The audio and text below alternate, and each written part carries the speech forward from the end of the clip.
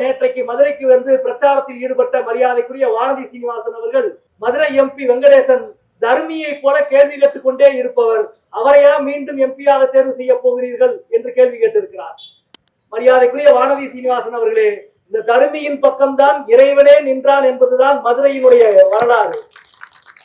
அதிகாரத்தில் இருப்பவர்கள் தாங்கள் வைத்ததுதான் சட்டம் என்று பேசினால் அந்த அதிகாரத்துக்கு எதிரான தர்மியின் குரல் இறைவனின் குரலாக எதிரொலித்ததுதான் மதுரை மண்.